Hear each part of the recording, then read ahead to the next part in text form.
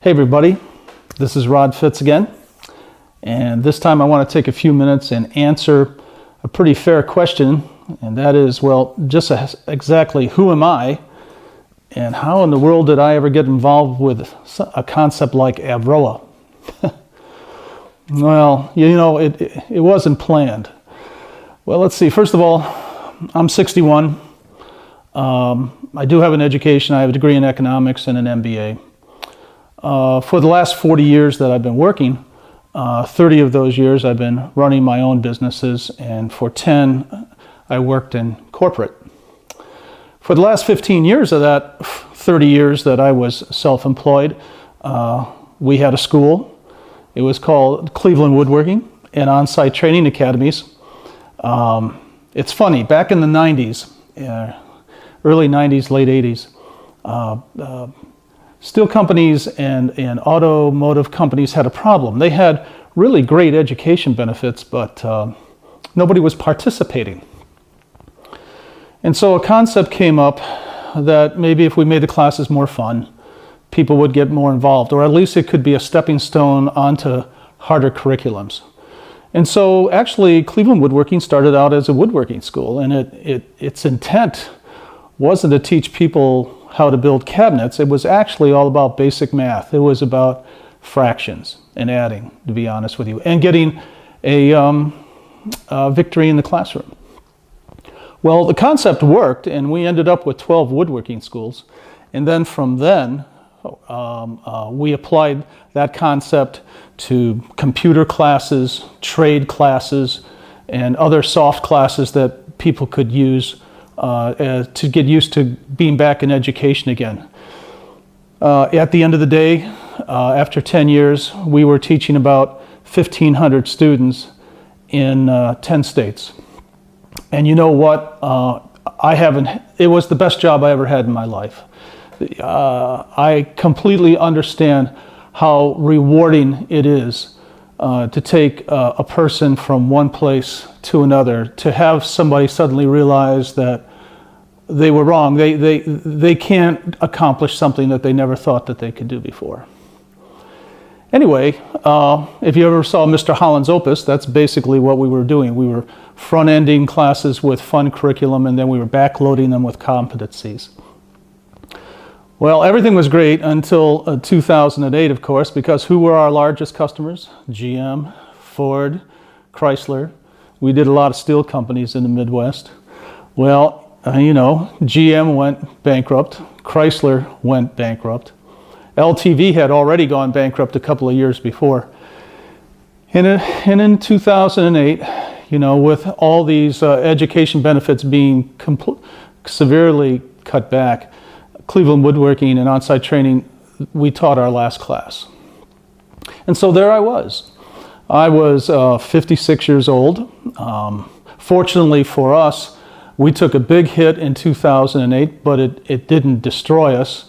We were still standing. We had some real estate holdings up north as investments, and in the meantime, down in Gulf Shores, Alabama, we had picked up a couple of vacation rentals in 2005 just to park some money simply as investments. Well, and those vacation rentals down in Gulf Shores were being run by property management companies, and I really wasn't involved with them at all. So there I was. I didn't have anything to do. Kathleen, my wife, and I, we did the usual things that happens when somebody is retired, and that is that we traveled. We went to China, we went to Europe, we did the Inner Passage, we went to Hawaii.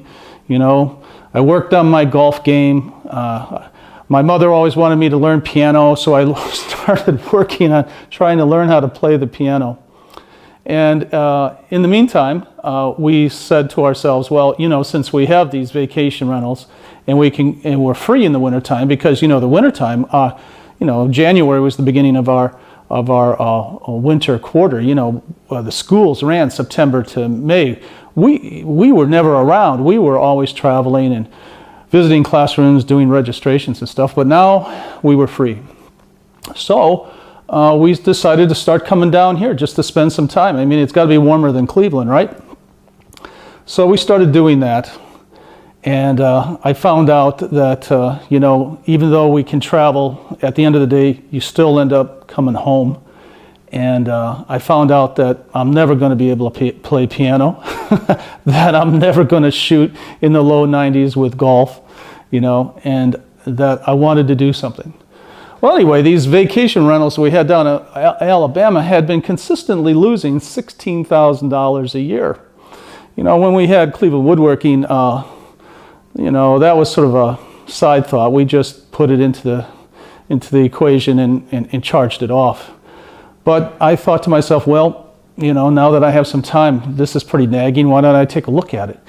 And so I started looking at the vacation rental business down here. And what did I see? Well, the first thing I saw was we're only booking half the days that were available. And then I started seeing that we also had a theft problem. Pots and pans were being stolen. Quilts were being stolen off the beds. We had an owner's closet that was broken into. And there was damage. You know, there was walls that were being dented up and spills and things like that. The apartments seemed to be being abused a little bit. So as I got into this, I said, well, maybe we should just change property management companies. And so we changed property management companies, and the problems persisted. At that point, as I started to learn a little bit more as we were coming down here in the wintertime, I asked myself, well, there's got to be a better way than this. You know, I didn't know at that point anything about rental vacation websites or running it myself. I had even no concept at all. And I went through the same process that many of you have probably gone through, and that is the struggle to find out exactly if there's anything available, any alternatives, and if so, how it all works. And that took a year. You know, I read some books on it. There are some books on that. And then, of course, you search on the internet, and I finally made that big transition, and we started managing our own rentals, and we took that $16,000 loss, and we flipped it over into about a $40,000 gain. And since that time, we've been doing that for several years now. I always felt badly for the people that got caught up in 2008 and 2009, because I wonder if they had known, if they had a chance to know what I know today, maybe they wouldn't have lost their properties. Maybe they could have positive cash flowed, you know. And and the other thing is I had a huge advantage because I didn't have to go to work. I don't know how I could have possibly done what I did if I hadn't worked on it every day. Still, at that point, I really didn't have any interest in doing anything else with it. We were managing these little apartments down here. We were still traveling. And about a year ago, I was talking to a snowbird who was lamenting the fact that they didn't have any way to contact owners. You know, there was no way to connect. And this was going on. People would come up to us that we met because we were staying the winters down here. And they would ask us, well, we have a friend, or we're looking for a place that has a couple of months free in the wintertime. And we were making phone calls to owners, trying to hook people up. And I finally said, well, why can't there be some sort of a bulletin board? We can just put up a bulletin board on the internet or something like that. People can post on it so these people can all connect. And as I thought about it more, I said, well, you know, it's not just that snowbirds aren't talking to owners. Owners aren't talking to owners. In fact, there's no communication at all. And that's when it all started clicking into place. I suddenly said, you know what? We're not doing anything together. We're not even organized. And so about a year ago, that's when the whole concept of AVROA came up. In fact, the name didn't even exist. And what happened at that point was I just started a laundry list, a set of items that I asked myself, well, what would I want? If I had an organization that was supporting me, what sort of benefits would I need from that organization so I could make more money with less effort? And that's how AVROA came around. So that's what I'm doing. You know, basically what you have here is a guy that had a company. If that company had continued to work, if we didn't have the downfall of 2008, you would have never known me because I loved what I was doing. Being 61 years old right now, I just think I have one more try in me. And you know what's interesting about AVROA is that it's a lot like Cleveland woodworking used to be. It's good work. You know, this is an opportunity, just like Cleveland woodworking, to help a lot of people and leave an enduring legacy. And I just feel like I have one more project left in me. So that's what it's all about. My intentions on this, as I've said before, is I'm not looking to resurrect my corporate career. I like building things. I don't particularly care for running things. I think that's pretty common with entrepreneurs, you know, because I have a lot of friends who have businesses and they remember the old days when they were building it, but now they just have to manage the thing. And besides, I don't have the expertise in nonprofit organizations and advocacy and all those type of things. We really should delegate that off to people that are, you know, trained in that sort of thing.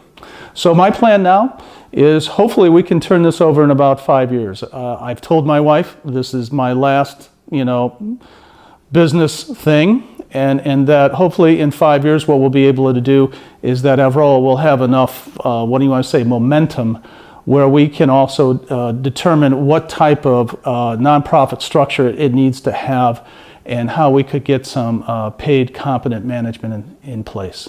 So that's the story, and I invite you to join me. You know, it's fun building these things, and it's good work because we're going to help a lot of people. So, and not, as well as helping ourselves. So if you haven't joined AVROA already, join today. Okay, if you, as I've said before, if you know other owners, let them know about AVROA so they can get involved as well, and participate. You know, upload the information you have about the people that have worked for you in our vendor lists. List your properties and upload your photos. You know, so they're there. You know, get involved with our communities as best as you can, because as I've said before, and I will continue to say, is that every time you and I participate, and every time a new member joins, AVROA gets smarter and stronger, and we take that one more step towards all of us taking control of our businesses, which I think is really a tremendous idea and will be an enduring legacy. Well, all right. Thanks for your time. See you later.